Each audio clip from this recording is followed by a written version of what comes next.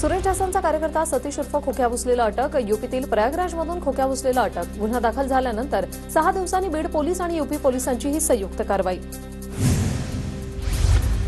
खोक्याला अटक झाली ही अत्यंत चांगली बाब. खोक्याने केलेल्या गुन्ह्यांनुसार त्यांच्यावर कारवाई करा. सतीश उर्फ खोक्या भोसलेच्या अटकेवर आमदार सुरेश धस यांची प्रतिक्रिया.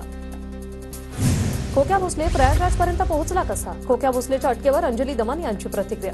पहिली मोठी कारवाई बीड पोलिसांनी केली, त्यांचं अभिनंदन. बीड पोलिसांच्या कारवाईवर दमान यांची प्रतिक्रिया. खोक्या पोलिसांना सापडला, आता बोका पण आत जाईल. खोक्याजवळचा सोन्याचा खजिना कुठून येतो ते शोधा. विजय वडेट्टीवारांची मागणी. मी भाजपचे राष्ट्रीय नेता असताना धस माझ्यावर थेट आरोप करतात. फडणवीस आणि बावनकुळेंनी सुरेश ढसांना समज द्यावी. सकाळ वृत्तपत्राला दिलेल्या मुलाखतीत पंकजा मुंडेंचं वक्तव्य.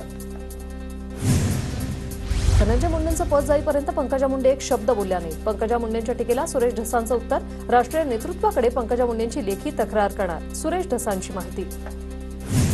निवडणुकीत प्रचार केला नाही हा धसांचा आरोप चुकीचा. धस 75,000 मतांनी निवडून आले. उलट मला लोकसभेला माझी लीड अर्ध्यापेक्षा कमी झाली म्हणून मी आरोप नाही केला. सुरेश ढस यांचं पंकजा मुंडेंना प्रत्युत्तर. 4 ते 5 महिने गप्प होते, पण ढसांना समज द्यावी अशी पक्षश्रेष्ठींना विनंती केली. पंकजा मुंडेंचं सुरेश धस यांच्याबाबत वक्तव्य. भाजपमध्ये आमदार एकमेकांविरोधात भिडतायत. आणखी 4 वर्ष भाजपात काय होईल ते सांगता येत नाही. रोहित पवारांचा भाजपवर हल्लाबोल.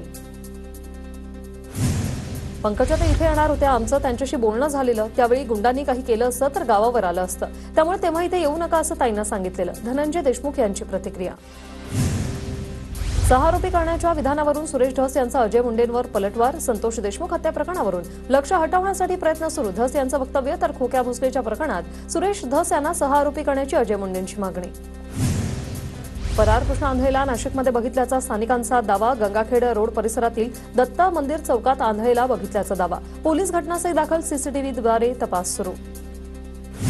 संतोष देशमुख हत्याप्रकरणी केज न्यायालयात सुनावणी सुरू. सरकारी वकिलांनी पुढील तारखेची मागणी केल्यानंतर पुढील सुनावणी आता 26 मार्चला होणार. दरम्यान जबाबाच्या कॉपी आरोपींच्या वकिलांनी मागितल्या. प्रशांत कोरटकरच्या अंतरिम जामिनाबाबत कोल्हापूर कोर्ट आज निकाल देणार. इंद्रजीत सावंत धमकी प्रकरणी केलेल्या इतर हस्तक्षेप याचिका कोर्टाने फेटाळल्या. हिंदू तरुणांच्या संकल्पनेला माझा नेहमी पाठिंबा. खाटिकाना मल्हार सर्टिफिकेशनवरून नितेश राणेंची प्रतिक्रिया. मल्हार सर्टिफिकेशन नसल्यास मांस खरेदी करू नका, राणेंचं आवाहन. देशात पुन्हा पाळणीची बीज रोवण्याचा प्रयत्न. मोदींनी अशा पिलावळींना आवरावं. मोदींना त्यासाठी पत्र लिहिणार. नितेश राणेंच्या वक्तव्यानंतर संजय राऊतांचं विधान. दोन्ही बाजूच्या नेत्यांना बोलताना आधीही विचार करावा. कायदा सुव्यवस्था अडचणीत येईल अशी विधानं करू नये. नितेश राणेंनी मुस्लिम समाजाबाबत वक्तव्य केल्यानंतर अजित पवार यांची प्रतिक्रिया. इतिहासाचं विकृतीकरण करून देश बर्बाद करायचा एवढं माहिती. आगी लावायच्या असतील तर गल्लोगल्ली फिरा. सभागृहात नका येऊ. जितेंद्र आव्हाडांचा नितेश राणेंवर नाव न घेता निशाणा.